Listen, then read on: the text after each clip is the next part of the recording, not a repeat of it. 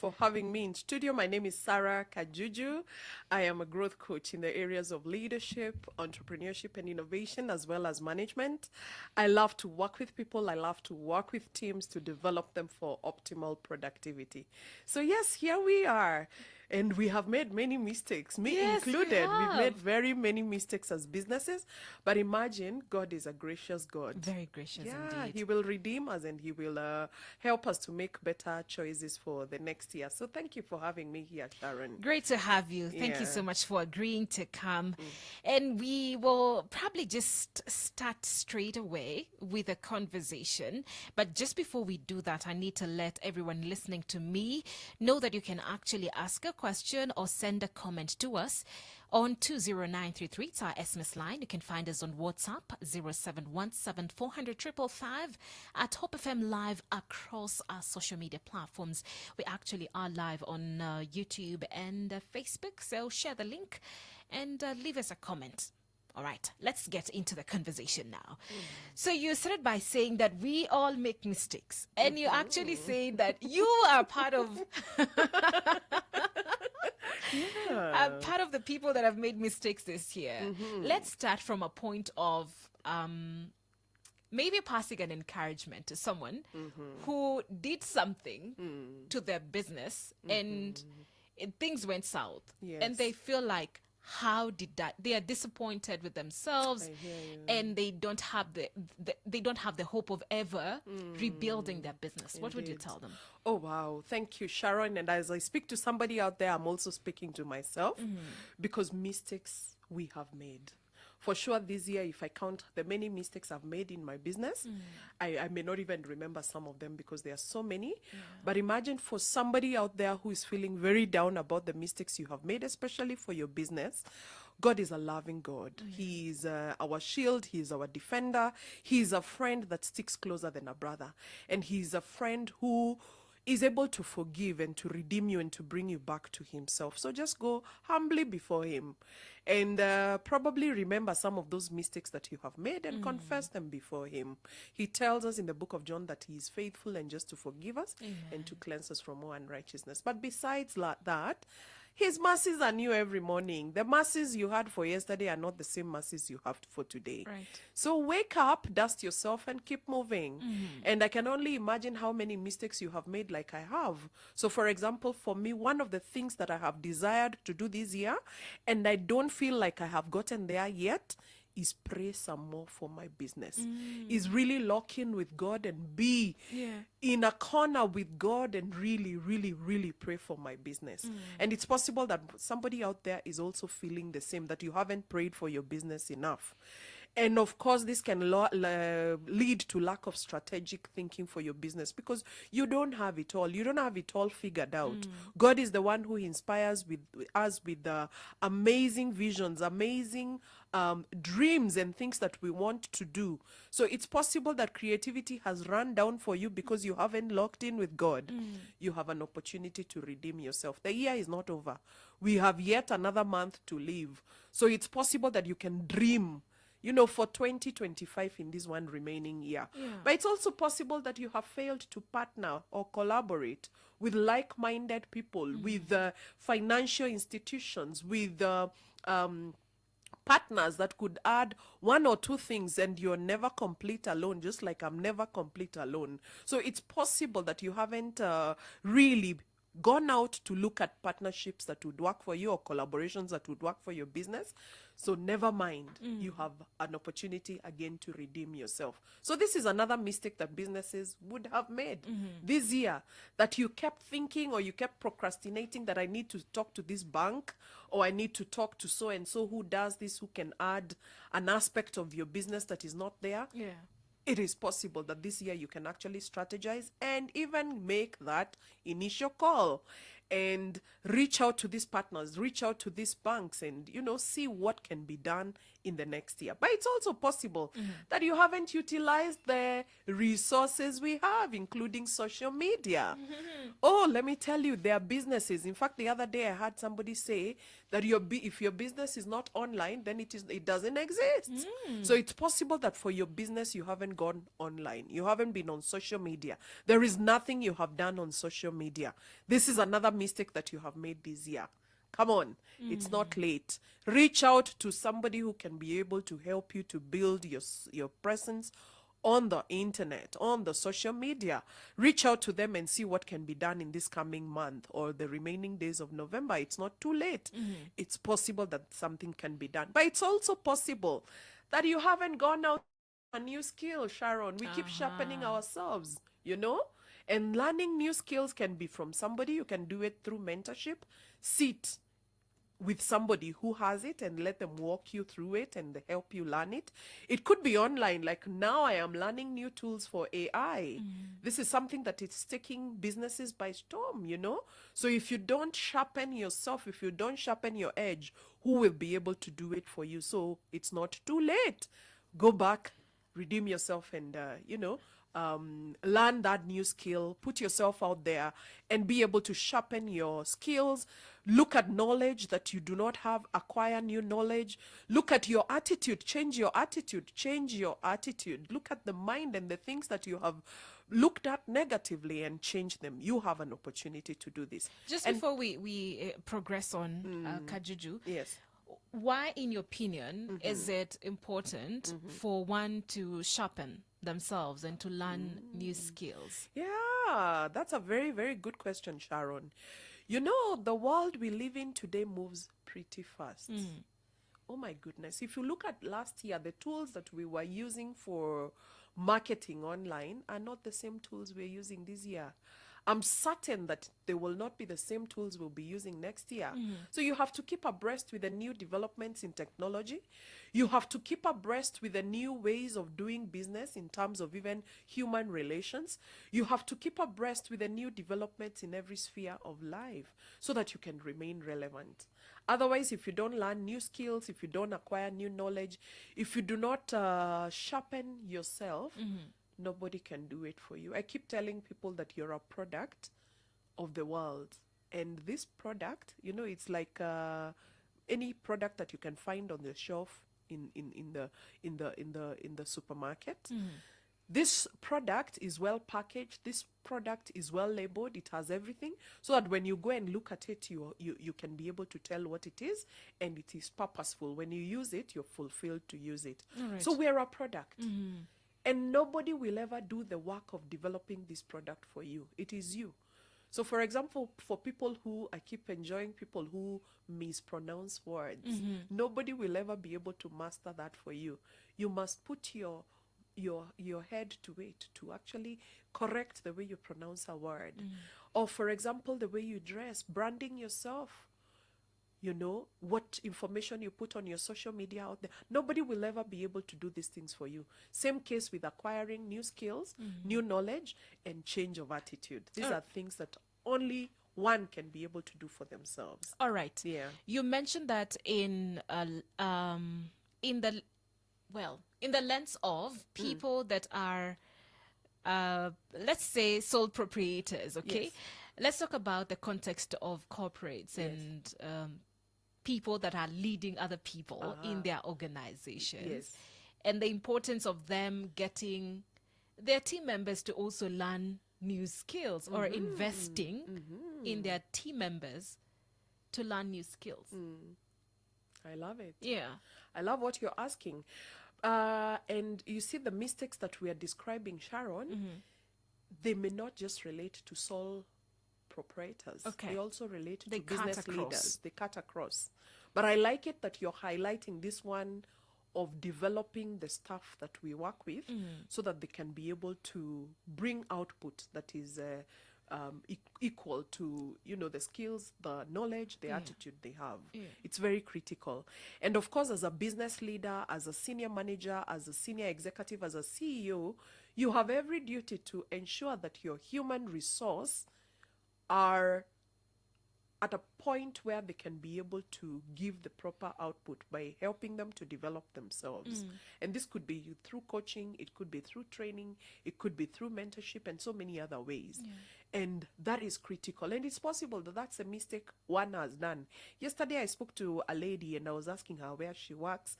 And she told me the company she works for. And I asked her about their HR manager. And she went on to describe how this person is not proactive developing the stuff that she has been given, you know. And I felt so sad that as a business leader, you have not put yourself out there to ensure that the resource, the human resource that you have, is able to give proper output by developing their skills, their knowledge, their attitude, and of course their capabilities. So it's very, very critical. And it's possible that this is the mistake somebody has made.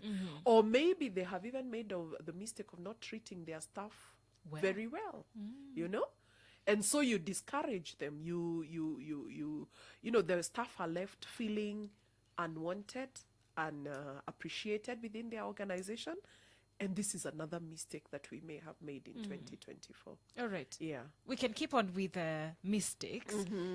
As you let us know, some of the, having worked with, you know, businesses and organizations over a period of time, help us, continue helping us realize some of these mistakes that we have done or that we make. Yeah, and of course, others may be beyond ourselves. I will tell you what, Sharon, there are things that have happened, for example, in Kenya today that may not be, you know, I may not blame it on me. So, for example, the tax regime, you know, there are things that have been sort of, I don't want to say forced, but we had probably not planned for the things that are happening in terms of taxation. There are people with businesses that do exports, the dollar rate, the fluctuation up and down. There could be mistakes, and I want to say in quotes, mistakes that have happened as a result of those changes that are beyond us. Now, this is an external environment. There are things that happen within the external environment. And it's possible that somebody could actually be looking at those as mistakes they have made. But I think what I want to say is that, and especially for the Christian businesses, we have a few days left this year. And we have the next year. We have many years to live. And I want to look at the principle of the parable of the talents in Matthew chapter 25. And God has entrusted to us resources, not just for today, but for future generations. And we are called to be stewards of those resources that we have been given. So, for example, for me, I look at my business and I look at the staff that I have.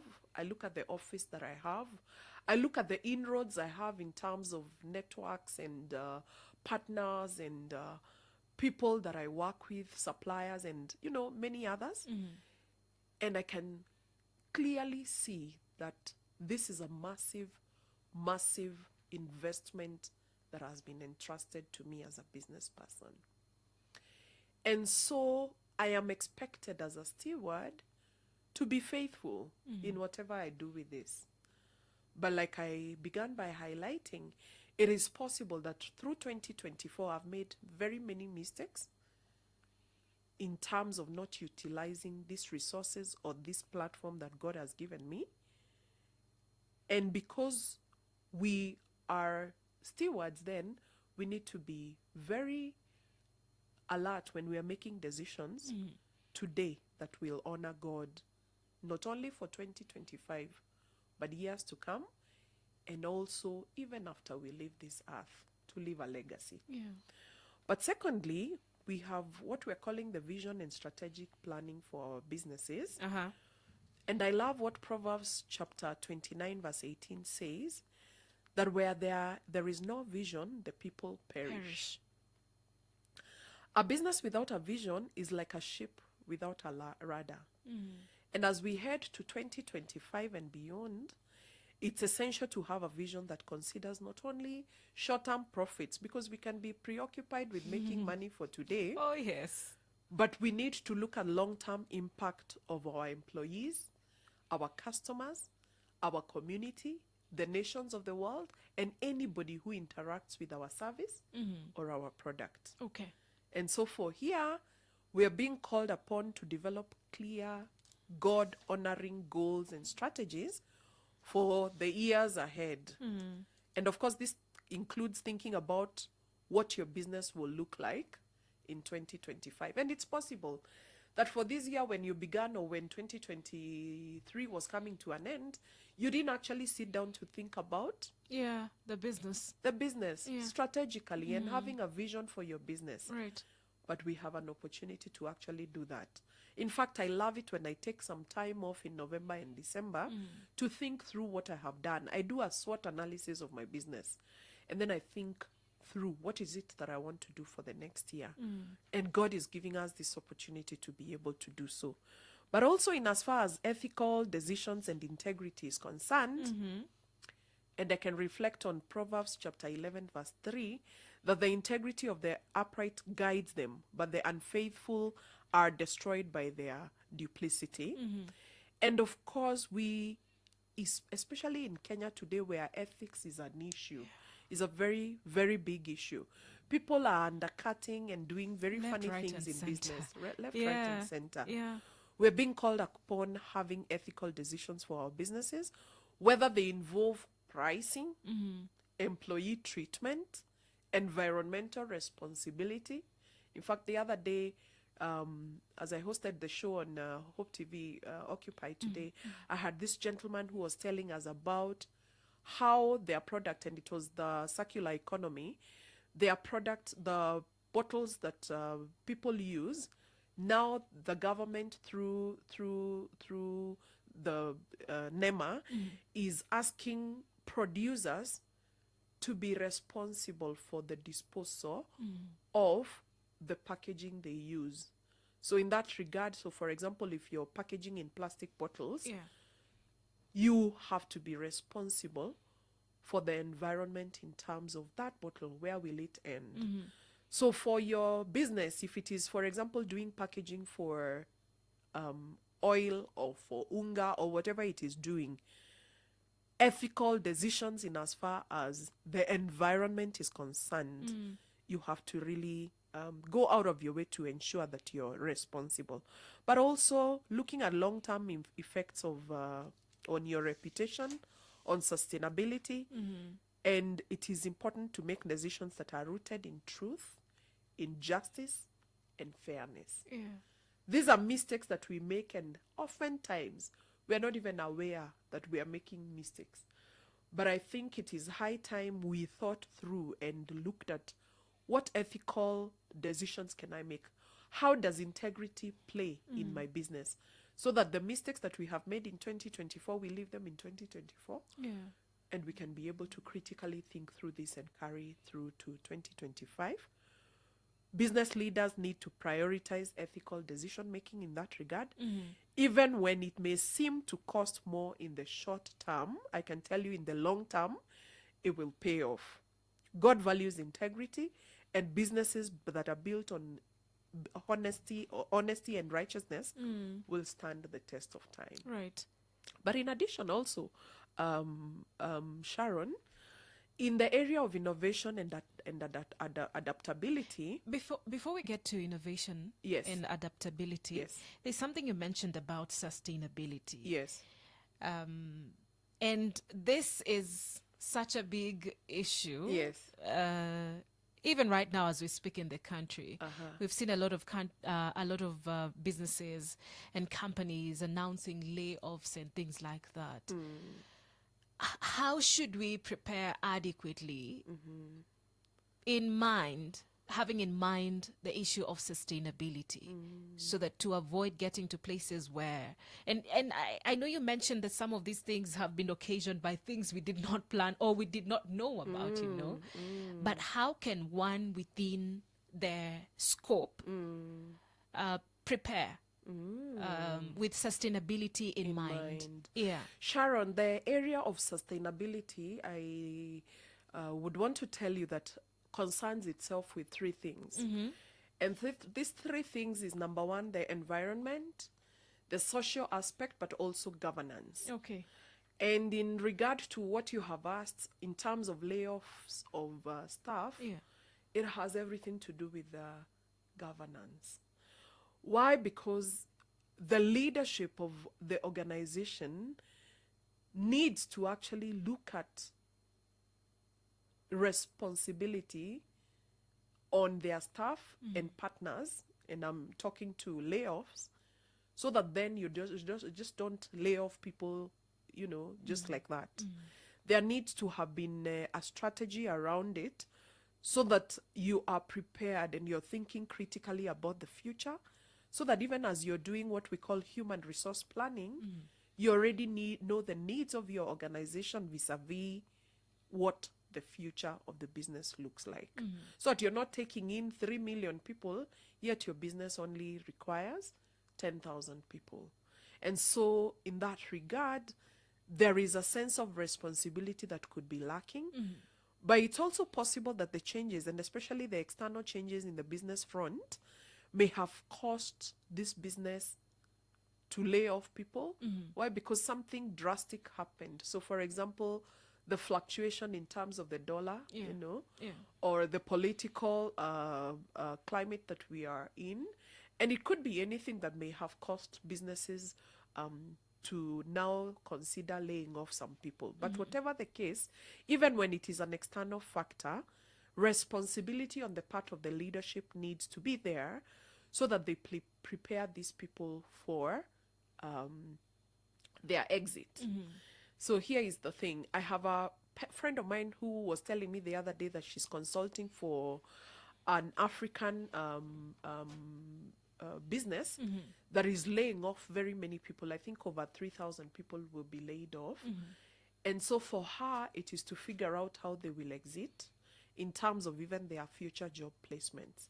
Kudos to such an organization that is even considering where these people will go be to. placed. Wow. Yes. That's amazing. Yeah. Yeah. So in terms of sustainability, these are some of the things that businesses need to think through, so that then even when you exit, when the people exit, they have a footing, they have somewhere to move to. And like where you leave them to go, you give them their benefits, and you're not even there to help them figure out where they're going to. Okay. So I think that is what I would say in terms of that issue of layoffs. All right. Yeah, so I move on to innovation and adaptability, and I was going to say that Ecclesiastes chapter 3 verse 1 says that there is a time for everything and a season for every activity under the heavens. The world of business, Sharon, is constantly changing. And whether we like it or not, technology is here and it's here to stay.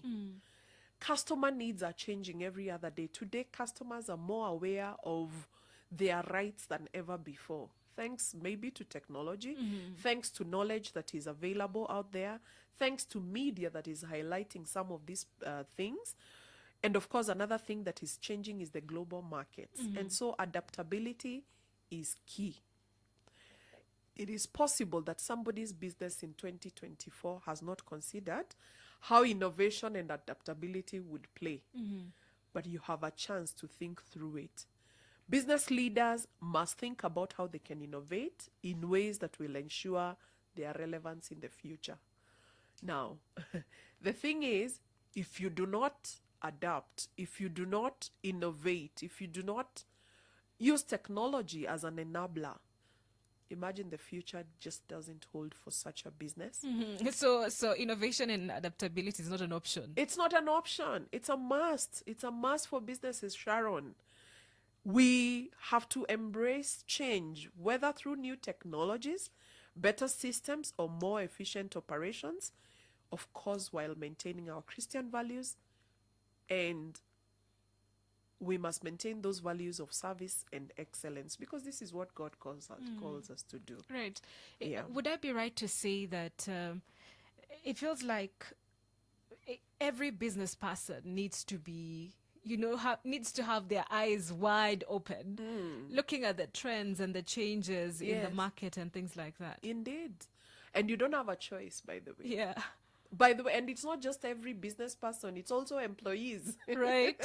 Because if you don't adapt, if you don't innovate, if you don't change with technology or allow technology to do the thing for you, imagine you will not be relevant.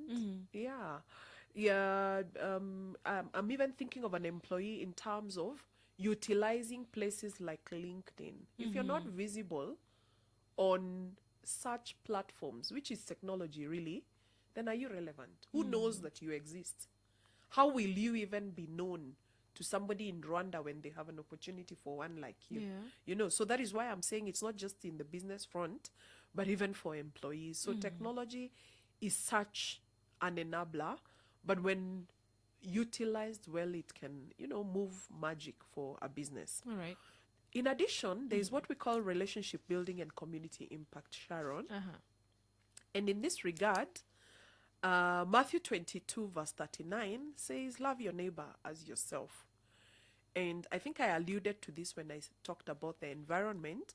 But as a business, your success is often not just about products and services, but about relationships, about building strong, ethical relationships with employees, with customers, with suppliers, with the community, with the church, with the environment in which you live in. And this will be able to yield great returns for the business. And so in terms of community and engagement, we need as business leaders to seek ways to positively influence our communities. Right. And we have decisions that we may have made in 2024 that were not centered on how we can build positive relationships and influence with our communities. But Sarah, must it involve money? Because I feel like most of the times when people think about engaging the community, they're thinking about a CSR activity. I hear you. Yeah? No, it must not be about money. Okay. I don't think it has to be about money because look, there is a needy case in your community as a business. There is this young girl who cleared Form 4 and wants to go to university or has done university and is here looking for a job. Is it about money that you would engage them within your business to do this and the other? Not at all. It's not necessarily about money because it's an exchange. They are giving you the service and you're paying them the salary at the end of the month. Yeah. But also, like today, somebody called me for trees and I was asking, can I get more than what you're calling me for? You know? What are they giving you or you, They are you want to buy? giving. Oh, And wow. I will not put it out here because We will go asking. We will all go there. So I don't want. But a friend of mine called me last night and told me they have very many seedlings they are giving out. Wow. And they told me to be there at lunch hour to pick them. What That's am I great. saying? Yes. What am I saying? As a business, in fact, I was talking to my husband last night and we were saying, can we go and pick them? And as Growth Coach International, we put them out there and really call on people to plant. So this is taking care of our environment. It's taking care of where we live in, not with money, but with what we have. It's possible, even disposal, disposing the things that we use, the paper bags, in the right way doesn't require money for us to be able to dispose it in the right way. But also taking care of our customers, a call to a customer and saying thank you for what you have done for us this year, 2024. That doesn't require so much. No, it doesn't. Yeah. And of course, at this point, I just want to shout out to all my customers. Thank you for being great customers of Growth Coach and Absolute Helps in the year 2024, you know? Yeah.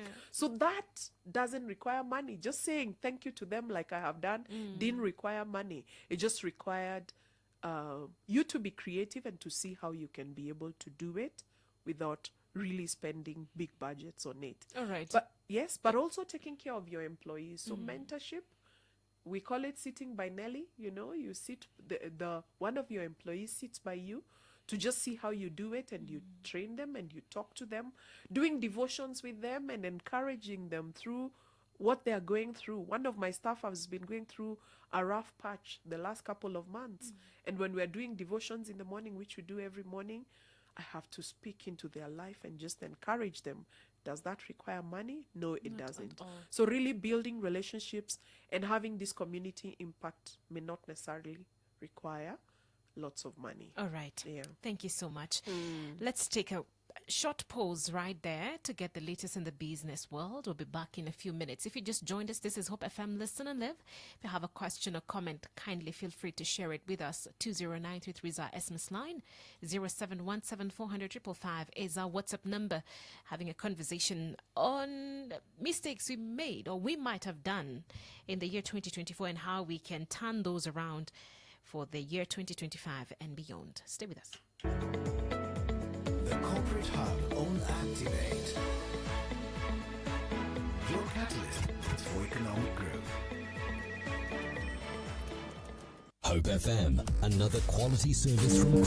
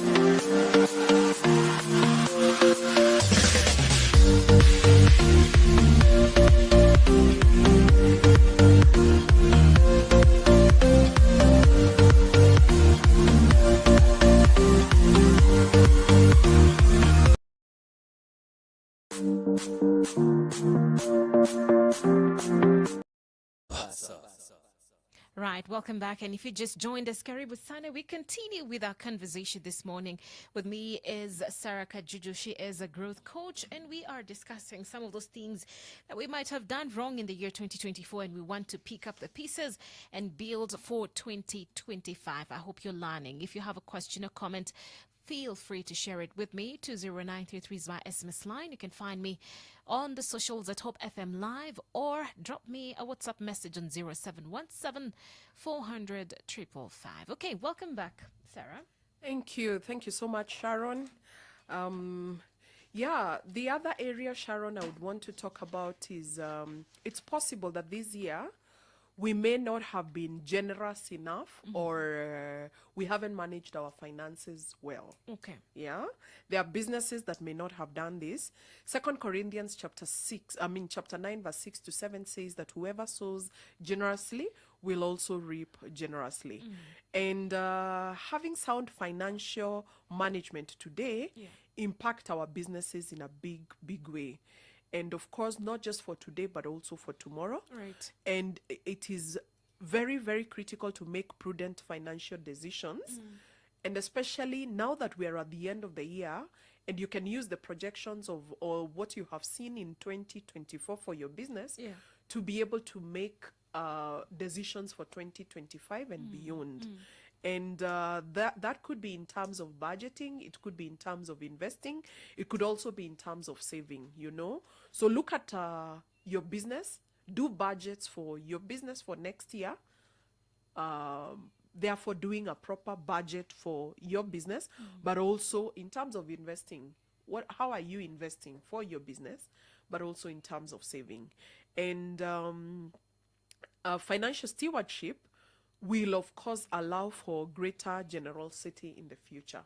When you are a good steward of your financial resources, Yeah. you're able to put aside, or you're able to have a slot for giving. And giving could be in any way. It could be in terms of supporting a child in school who is not necessarily your child.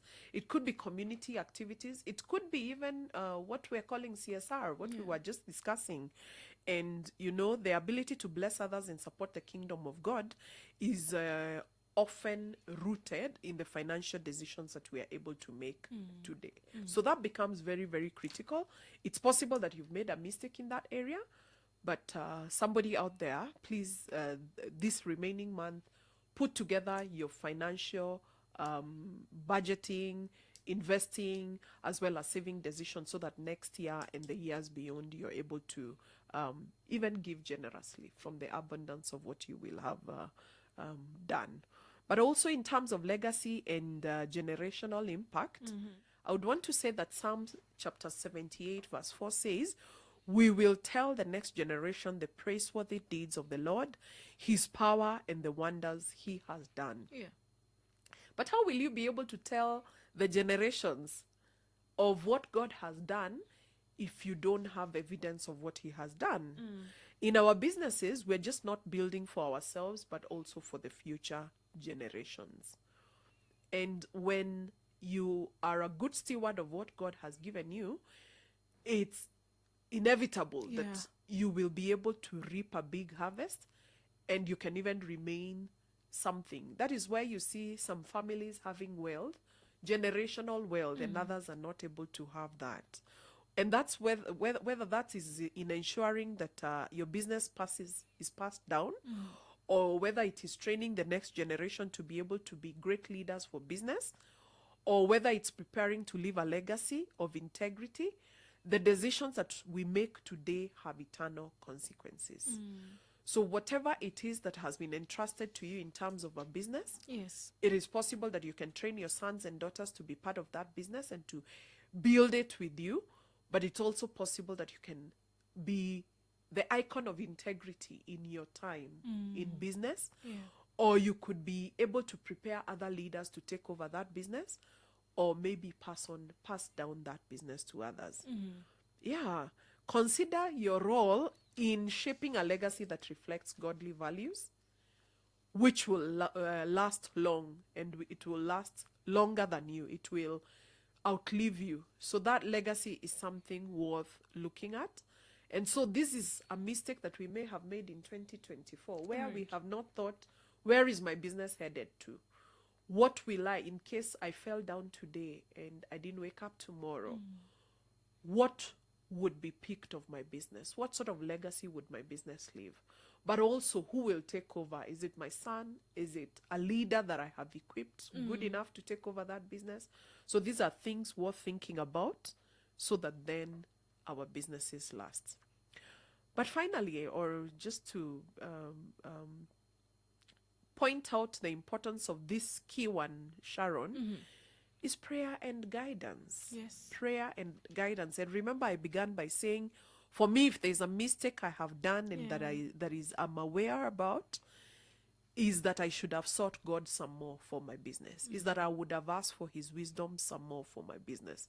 Is that I would have gone out of my way some more to fast for the areas of business that don't look like they are doing well. Is that I would have asked for more creativity from above for my business, you know. So biblical foundation from James 1:5, if any of you lacks wisdom, let him ask God. And business leaders should seek God's guidance in all their decisions. In times of uncertainty, decision making is very important. In times of celebration, when you're celebrating a reap harvest, after you have done business and the returns are many, you need God's wisdom. Prayer and seeking God's wisdom should be at the center in everything that we do as businesses. We need to dedicate time for prayer before making significant business decisions. And of course, this invites God to direct us in our plans for the future. But not just when we are making key business decisions, but every day, every second. When you have an engagement with a client, it's an opportunity to seek God. When you have an engagement with a supplier, it's an opportunity to seek God. Yeah. When you have a meeting, a Monday morning meeting with your staff, you have an opportunity to seek God. Yeah. Seeking God should be at every moment, because when we seek God and when we seek His guidance, then you can be sure we will do well as businesses. Right. So we may have made many mistakes, some external that may have come from the external environment. Yes. Others are to do with us as business leaders. Others are to do with us as key people within businesses. Whichever the case, the remaining time of 2024 gives us an opportunity to seek God and to find out what it is that we did. Do a SWOT. Do an analysis of what was able to happen in 2024. Think through it and see, what is it that you need to do? Yeah. What is it that you need to do? Is it prayer and guidance? Is it innovation? Is it financial management? What is it? Where was the mistake? And what can you be able to remedy in the remaining time and make proper decisions for 2025 and beyond? All right. Yes. Great. Thank you so much, Sarah. Mention quickly, because I see our time is pretty much well spent, answering two questions here. Yes. One concerned about the issue of spending. With festivities comes a lot of splashing everything all around. Yeah. And then there's the issue of, of rest and relaxing and resetting. Indeed. How should we deal with the two in a way that they will contribute to doing better in our businesses in the next year? Beautiful. Yeah. And I am curious to know whether the person asking about rest and relaxing and restoration, they are thinking about finances right there. Yeah. But anyway, whichever the case, this time of the year is a good time to rest and Yes. be restored. Yeah. But I think to begin with the first one, the splashing, the spending. Yes. As a wise business person, like we said, there were 3 categories in which you need to manage your finances. Yes. 1 is budgeting for the business, 2 is investing, and 3 is saving. Yes. And I'm sure if you thought about it in 2023, end of 2023, like we're thinking about it now, end of 2024, you would have had set aside money to spend in December of 2024. Yeah. So that then you're not eating into your business resources. Right. What does that look like? Is that every business person, like we said, you're a steward. And you have the ability to manage your finances well. And that includes budgeting for your business, putting money aside for investment, but also putting money aside for savings. And these savings are in 2 or 3 or many bits.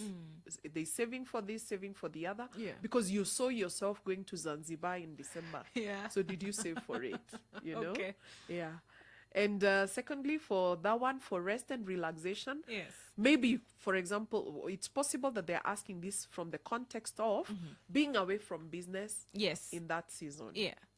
And so that means that, again, as you're projecting in terms of your strategy, you're projecting in terms of what to do in this year, it means that you had known that in November and December are low seasons for you. Yeah. So that if it's in terms of supplies that would sustain your business, you have made enough for that. Or you have made room for that. If it is in terms of your customer relations, I see, for example, we have a recruitment arm of our business, and I see people asking for an extra staff that will Yes. be able to manage their businesses during those low seasons. All right. So that is what we need to do in terms of the two. Thank you. Thank you, And sorry to Sharon. cut you short. Our time is pretty much well spent. We could go on and on, but I really appreciate you for coming, and thank you so much for the insightful conversation. This link is available on YouTube. You can go grab it, share it, and leave us a comment as well. My name is Sharon Aitore Wangenye. I'll see you tomorrow, same time and same place. This morning I was hosting Sarah Kajuju, who's a growth coach. Appreciate your company. FM. It's now 9 a.m. Listen and live.